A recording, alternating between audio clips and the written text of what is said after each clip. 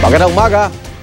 Bakaigan, arestado isang Jamaican na nanloko umano ng kachat niyang Pinay. Ang modus, nagpasundo sa airport ang suspect pero may ibang tumawag sa kachat para sabihing hinarang ng Bureau of Customs ang foreigner at kailangan ng pera. Darito ang balita ni Bob Gonzales. Nakipag-chat na in love na takbuhan ng pera. Labis ang pagsisisi ng isang Pilipina matapos mabiktima ng isang Jamaican na miyembro umano ng malaking sindikato. Grupo raw ito ng mga Pinoy at foreigner na tina-target ang mga may pera sa pamamagitan ng social media. Nakilala ng biktimang si Hemina Isita ang isang lalaking nagngangalang John Peters Odvar sa online dating site. Ilang buwan daw silang magka-chat. Sabi raw ni Odvar, nagbabuy and sell siya ng mga building sa Amerika at gusto niyang manatili rito sa Pilipinas para magkasama sila kapag nagretiro na siya. Nagpahanap pa raw ng mga negosyo ang ka-chat niya. Noong Lunes, nagpasundo sa airport si Odvar pero hindi naman sumipot.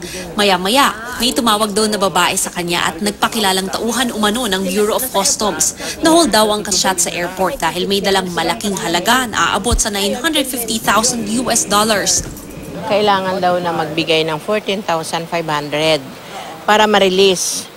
Ay di siyempre kasi alam naman pabayaan ko doon 14,000 lang, di ba? Palit lang naman yung halaga.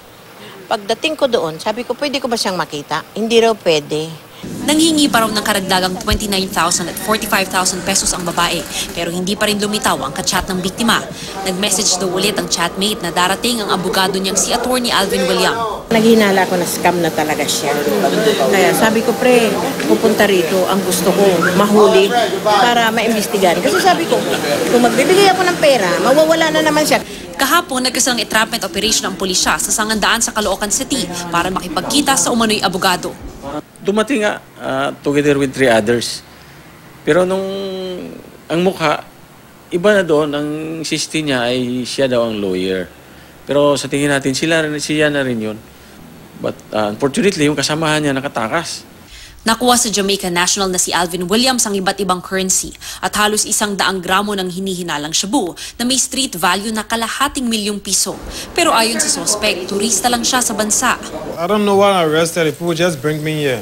There's a lady get a case against me. I don't know her business. I just come to collect something from her. Somebody direct me to her to come and meet her. Makakasuhan ng extortion at paglabag sa Comprehensive Dangerous Drugs Act ang suspect. Paalala naman sa mga nakikipagkilala sa internet. Huwag basta-basta tayong makipag-ugnayan na para ng talagang too good to be true. Ito ang unang balita sa Caloocan City. Mav Gonzales reporting.